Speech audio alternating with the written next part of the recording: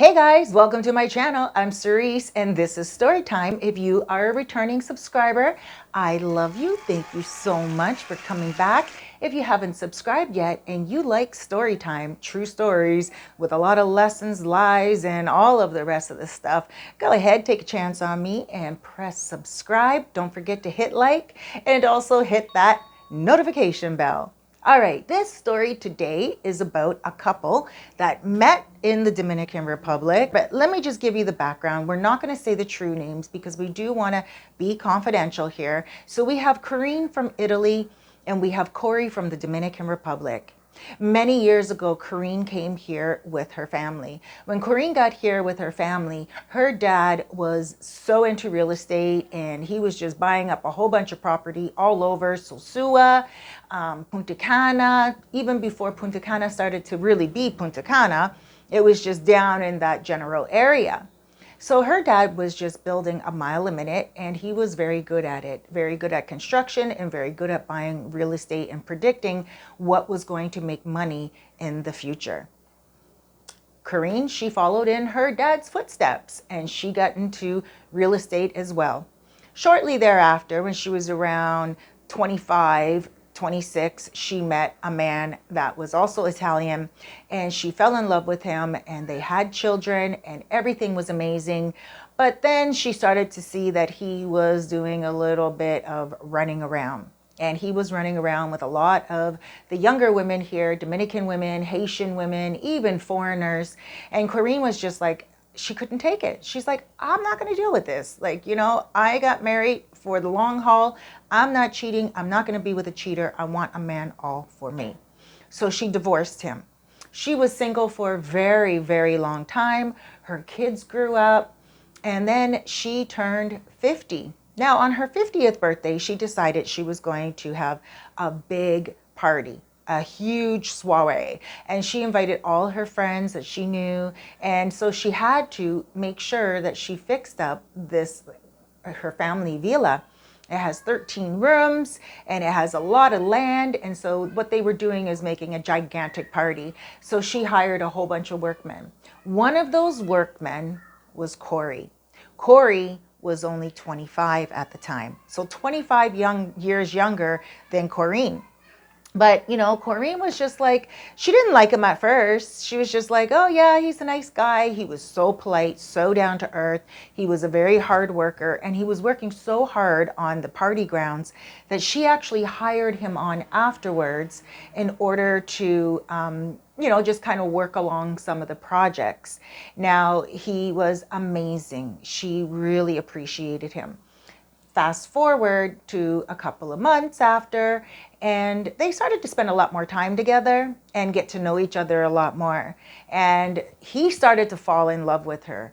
And he didn't have any mama drama problems. He didn't need her. He was a hardworking man making his own money. He had really good relationship with his mom. But it's just that there is something about Corinne that made him feel like she was just beautiful inside and out.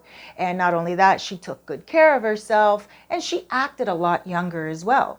Now, Corey, on the other hand, he looked a lot older and he behaved a lot more mature than the average 25-year-old. They got together and they hit it off. They were together for about 5 years before Corey started to talk about children.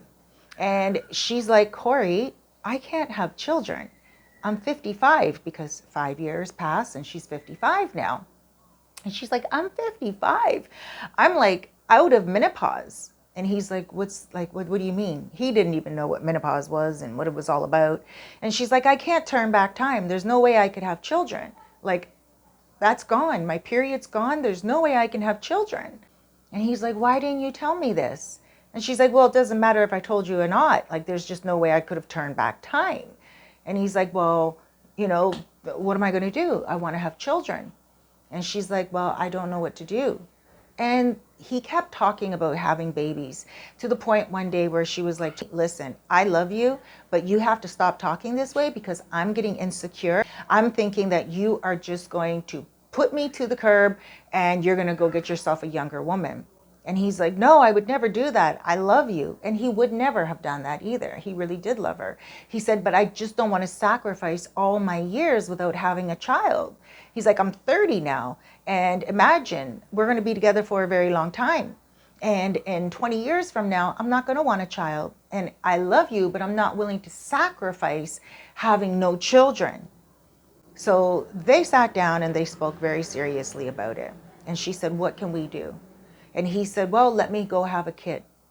And she's like how? In like a surrogate mother? And he's like, well, yeah. So he's like, well, I need to have a child. And she's like, okay, you know what? We'll do it. We'll do it. I'll allow you to sleep with another woman, but I get to pick the woman. Can you guys imagine? Oh my gosh, ladies, gentlemen. So Corrine was like, I get to pick the woman. So Corrine picked the woman, and it was a woman that worked at a bank. Now, at Corrine's bank for the business, and Corrine has known this woman and her family for a very, very long time. Now, get this, all the years that Corrine lived here, she never ever learned Spanish like a Dominican. She always spoke broken Spanish. She never really took the time to learn Spanish, but she did know a lot of Dominicans and had a lot of Dominicans that were like family to her. So she said to this young girl one day, she's like, listen, I know you work very hard. I know you're working the bank. You work 6 days a week. You're always so busy. I have a proposition for you. And the woman was like, okay. And she told her she would like this woman to sleep with her boyfriend, Corey. And that's it. No relationship. Just sleep with him and see if she can conceive. And if she can conceive a baby, then that means that Corrine would take care of this woman during the pregnancy and for 2 years afterwards. So this woman wouldn't have to work. Now, this woman, she wanted to work. And she's like, well, I would like to work. I love the fact that you're giving me this proposition. I mean, it's something that I would definitely do. My mom is not feeling well. My dad, he died a few years ago. And there's nothing that we really can do except just work hard to make sure we take care of everything. So yeah, your proposition sounds great. That's like gravy on top. But I love working. And so Corrine said, okay, then what we'll do is during the pregnancy, we'll take care of you. We'll still take care of the family. I'll pay you still for the 2 years. But when the child turns 2, we're going to take the child. Before that, what I want you to do is, just make sure you take care of the child nights and everything like that. We'll come see the baby every couple of weeks and we'll make sure you have everything. And the woman was like, well, okay, and she went along with it. The woman went along with it, right? And her and Tony, they spent a few times together and finally she got pregnant. Now, when she got pregnant, she was very good. She did not do any type of substances at all. She went to work until the day she was due. And then when she was due, she went into the hospital. Corrine paid for everything. She had the baby. Everything was healthy. Everything was wonderful. She went home. She took care of the baby for a month, and then she returned back to work. Now, during that time, Corrine, she paid for a babysitter to go in and just take care of the baby during the days while the mom was at work. Every 2 weeks, Corrine and Corey would go to the countryside and they would visit with the baby where this woman lives, Gaspar Hernandez. Okay, so they would go to Gaspar Hernandez every single 2 weeks and they would spend the whole weekend there. They would take the baby and they would go and spend like a couple of bucks in a little hotel type of thing. And they would just do that for every 2 weeks. And they were doing that for about an entire year. Corrine started to notice that Corey was getting just a little bit too attached to the baby. Not to the baby mama, but to the baby. And Corrine was like, oh no, like I am your number one. First of all, you are getting too attached to your child, and that was not the plan. And Corey was like, well, this is my baby, Corrine. I love my baby, and Corrine was like, okay. So Corrine, she said to Corey, Corey look. After a couple of months after that, she just couldn't handle it any longer. She was feeling like she was competing for his love. All he would do was talk about the baby. He was talking about the baby all the time. And she just felt like his heart was divided. His mind was separated from how he used to be with her. So she started to become very, very over the top jealous of this child. So then she said to Corey, we need to move to Punta Cana because there's a brand new project going on there and we need to go help my family do everything and get it together. And he was like, well, what about my baby? Now, Punta Cana from here in Sosua is over 6 hours, okay? So he was like, well, what about my baby? And she's like, don't worry, we'll come every 2 weeks and we'll work something out. And he was like, okay, well, all right, we'll work something out. Now what happened was he got down there and she was working him like a workhorse.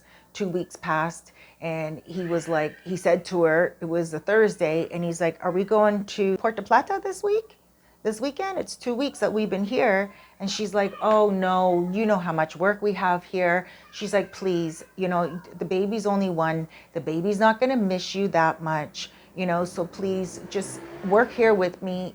Think about it this way. You're making money for your baby's future.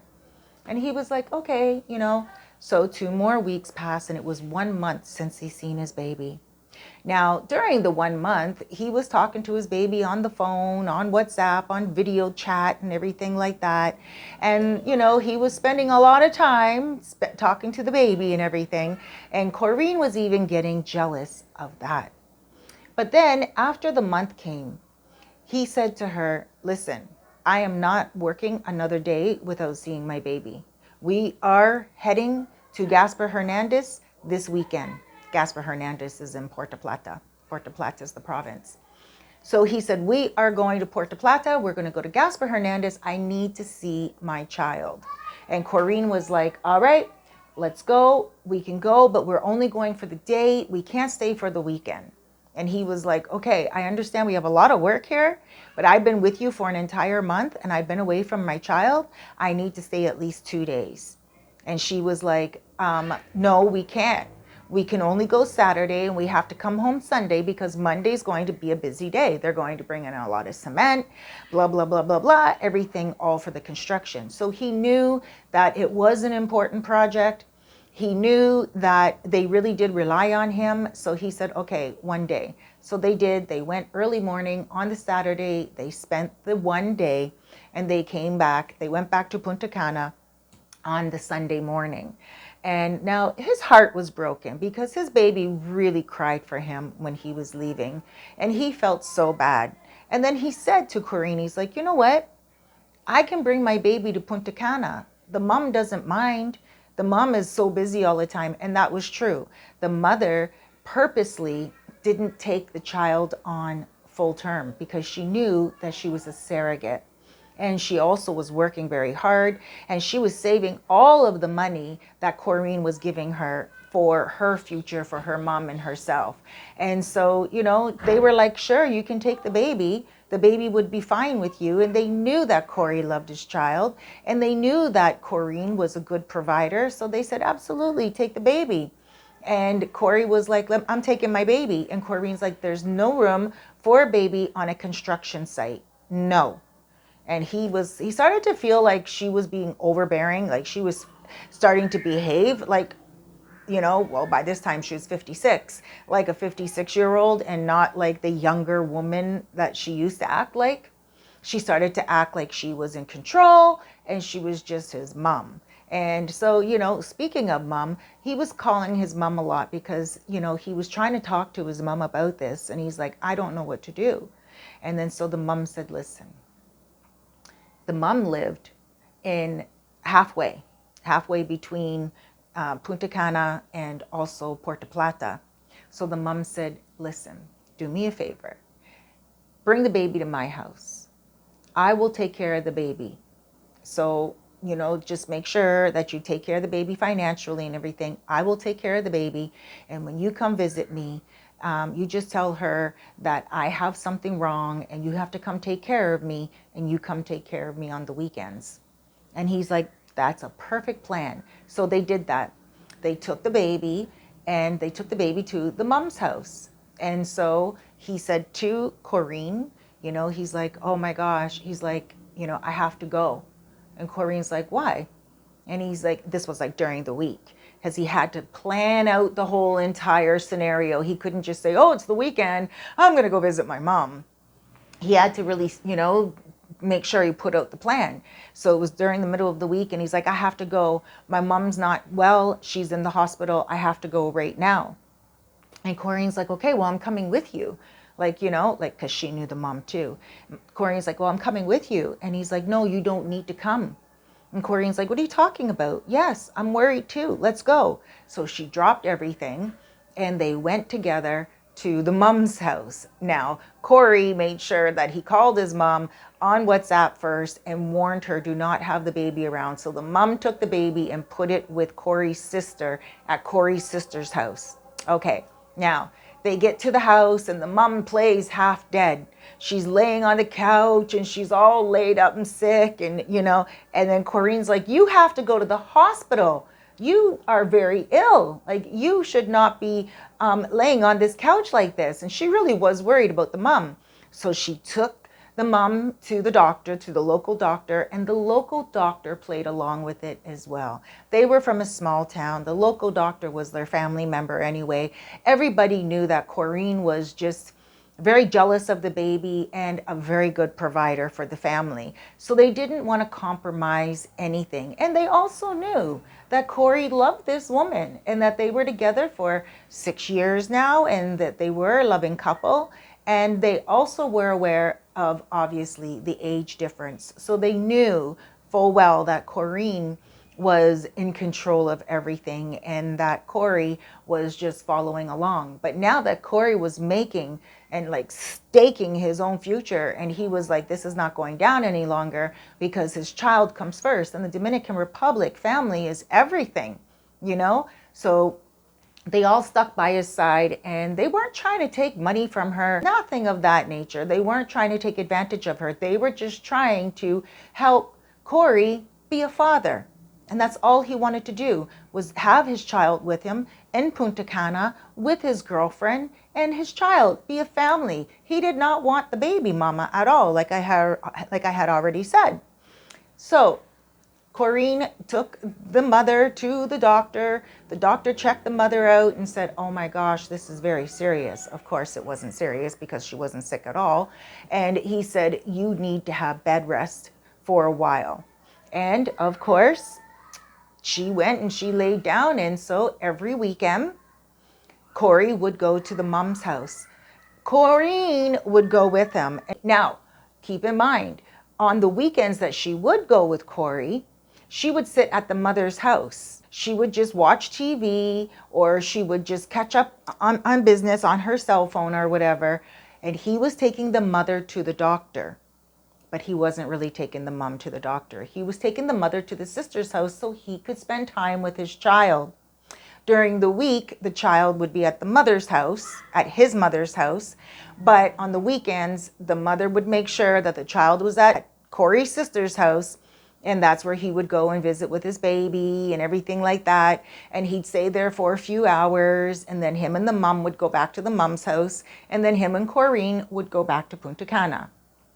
And they were doing that for the whole month. But then that's when Corrine was like, I'm not doing it any longer. Like, you go take care of your mom and everything will be cool. So that's what he started to do. He started to go every single weekend, and he did that for 5 months straight. So now one day, Corrine, she was going through Corey's stuff and she was just getting the laundry together and everything. And there was a cell phone that his cell phone dropped out of his pants pockets, and she picked it up. But when she picked it up, there was a notification, and the notification was in Spanish, and it said, how is the baby doing? Now, Corrine, she never really did learn Spanish, but she does have broken Spanish, and she understood a little bit about what the text message said. The notification She didn't understand it fully. So what she did was she screenshot it. Well, she didn't screenshot it. She took a photo of it from her cell phone. And then she pretty much put it into Google, checked it out, and it said, "How is the baby?" So then she went over to Corey, and she's like, "Corey, where's the baby? What's going on with the baby?" Like, and on top of that, all the months that he was going to see his mother, Corrine asked him a few times, "Why aren't you going to see your child? Like, you're not asking about your baby any longer." And he said to her, "Because my mom is sick. When my mom's sick, there's nothing else that I can think about. My mom comes first," right? So she's thinking, "Oh, this is all gravy. Like, his mom's sick, great. He doesn't want this kid, wonderful. He's forgetting about this kid," right? So when she saw that text message and it said, "How is the baby?" She's like, "Well, why is the mother, the baby mama, asking how the baby is?" So she said to Corey, she said, "Corey, why is the mom asking you about the baby?" And Corey's like, "Oh, I don't know. I don't think that's what the message said." And then she's like, "Yes, it did. Give me your cell phone because I'm going to show you where it says that." And she took the cell phone and he had already deleted the message. Okay. And she's like, "Why did you delete that message?" And she said, "I'm going to call the mother right now." And he's like, "You can call the mom." But remember, the baby mama was in on it. So he's like, "You can call the mother." And she's like, "Okay." So she called the baby mama and she said, "Hi, so where's the baby at? Because we're going to come see the baby right now." And the mom didn't know what to say. The baby mom didn't know what to say. And she's like, "Oh, can I call you right back?" Because now she has to call Corey. And when she called Corey, Corrine's like, "Why is she calling you? Why is she calling you back and not me back?" And Corey's like, "I don't know." And he didn't answer the phone. He just wasn't a good liar. So Corrine's like, "Answer that phone right now. And if you don't answer that bloody phone right now, you are over with, buddy." Now, of course, remember, he did love her so much. And he was like, "Okay, okay, okay. This is the truth." And he told her the truth. And he said, "All I wanted to do was be a dad. You helped me set all this up. Then all of a sudden, you get jealous of my baby." She's like, "Jealous? I wasn't getting jealous of your baby. Our lives changed completely. You weren't the same man." And he was like, "Oh my gosh." And so, you know what? She got so jealous and so angry because she realized that when when the truth came out, she realized that the mother was in on it. The mother wasn't sick. The sister was in on it. The doctor was in on it, and the baby mama was in on it. And then not only that, Corey was lying the whole entire time, and he was going to see the baby every weekend. And she thought, what more is he lying about? So this woman went off her rocker, and she just couldn't handle it because she's like, "Corey, I love you. I adore you. I feel like you are amazing, but I can't believe you lied to me. Now I don't know what to do. I don't believe you any longer. I don't trust you any longer. This is a big lie." And he's like, "No, it's not. When you really break it down, it's not a big lie. It's what I had to do in order to be a father. And you're not understanding that. You were a mom before. You were already married. You already did all that. You're not giving me a chance to do it." And she's like, "Well, you know what? I think we need a vacation. And I want to take you to Italy." And he was like, "Oh, wow, okay." So they went away to Italy. And not only that, they took the baby with them. So while they're in Italy, the baby was just crying a lot and just for some reason, the baby just wasn't enjoying like life in Italy. And they were only there for a 2-week vacation. And it really showed Corrine how dedicated Corey was to the baby, because he was just coddling the baby, over the baby constantly, loving the baby, and not even giving Corrine a moment of time. And Corrine saw how he is with that baby for 2 weeks straight. And then she realized she has no space in his life. She's like, there is no way we are ever going to be what we once were. And he was like, no, we will be. Don't worry. The baby's going to grow. And you and I, we'll raise the baby together. When we get back to Punta Cana, we can, get a place, like we can build a room on to make sure the baby's happy. And she was like, I can't handle this. I don't want the crying. I don't want the noise. I don't want to be a mother. Again, my kids are grown. You need to figure out what you're going to do. And he's like, all right, well, we'll figure out when we get back to the Dominican Republic. So when they got back here, they sat down and they talked. And he said to her, I can't choose you over my child. I just can't.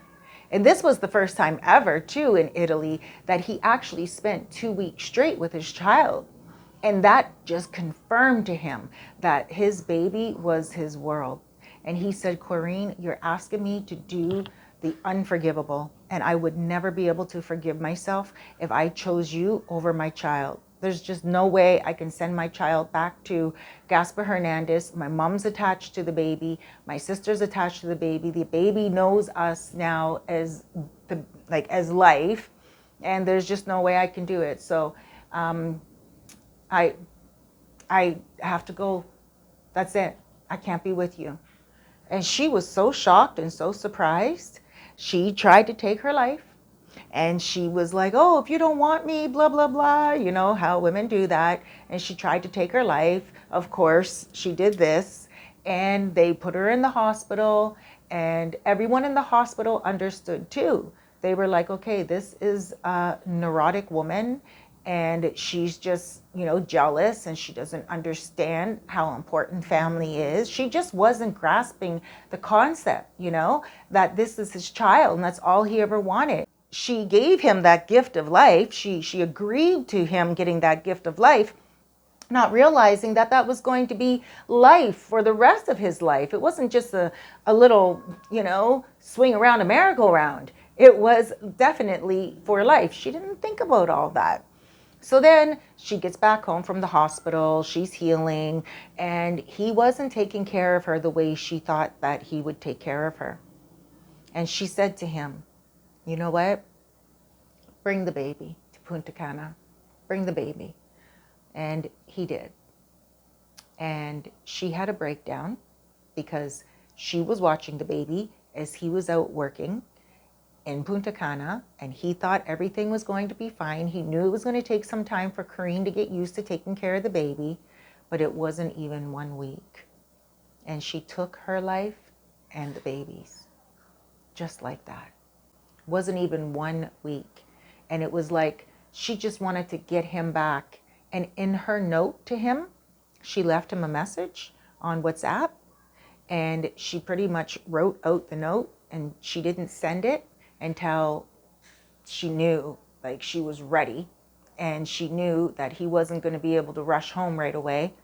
And she made sure the baby was gone first, and then she left him that message, and she said, you should not have lied to me.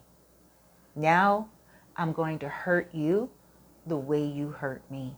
You're going to choose somebody else over me after I did what I did for you? And she took her life. Now, she knew he wasn't going to be reading the message right away, because when he was working, he never looked at his cell phone. And he always placed it aside, and he worked all day really, really hard. And then at the end of the day, when he was on his way home from work, he would check his messages in the car.